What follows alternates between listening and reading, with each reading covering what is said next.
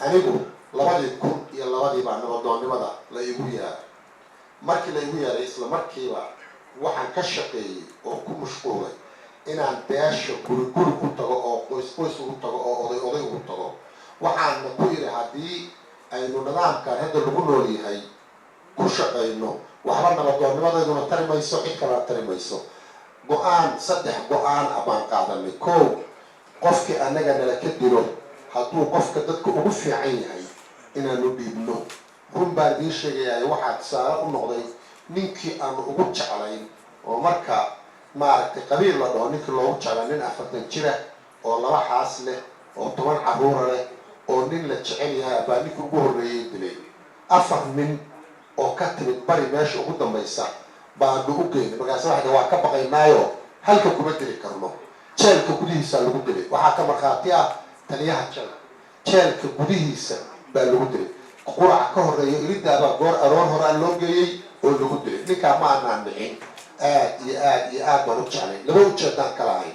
ujeeddada koowaad inaanu bulshada tusno qofkii ay naga dilaan inaan saas oo kale u rabno, iyo ujeeddada labaad oo ah dhallinyaradayada annagu aan odayaasha u nahay inay ku quustaan haddii ninkii ugu fiicnaa la dilay inaan ayaguna hadday wax dilaan raja aysan qabin oo noolaanayn.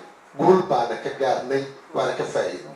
kow, waxaa og tihiin soomaalida oo gabdhaha 50 baa lagu sheegaa, raggana 100, inaanu gabar nin u qisaasnay annagoo weliba xaala ku ah oo aad iyo aad ugu faraxsan oo weliba beeshii ka codsanay inay diroodaan. sababtay tahay waxaanu diidaynay marnaba gacan ku dhiigi leh inuu nagu dhex noolaado.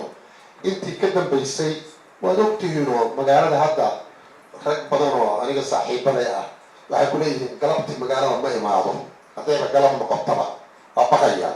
laakiin anigu hadda waxaan halkan ka lugayn karaa ilaa suburwaaqan lagu tegi karaa. cid aan ka baqayo aan rabbi ahayn ma jirto. waxaa kaloo og tihiin qofkii baqa ama meel maaragtay loo galoo la damo in maaragtay la handado inuu hadduu gacanta taageero anigu reerahaasaan ka dhashay. kulli in qofku dhayo adeer dhaaf balaayadii baa ka dhalatay. waxaa og tihiin nin dadka lahaybsooca ah oo buurtino nin ku dilay in la isku dayay ummadii gobolka oo dhan gaar ahaan beeshii aan kasoo jeednay oo ballaarayd inay isu timido tiri ilaa nin reerkaasa la qisaasimayo. waxaan ku dagaalanay oo waqti badan gelinay inaanaan ka noqon si aanaan u fashilmin. sababtay taa sharcigu dadka ma kala xigo qoladaas yahay iyo qoladaas yahay.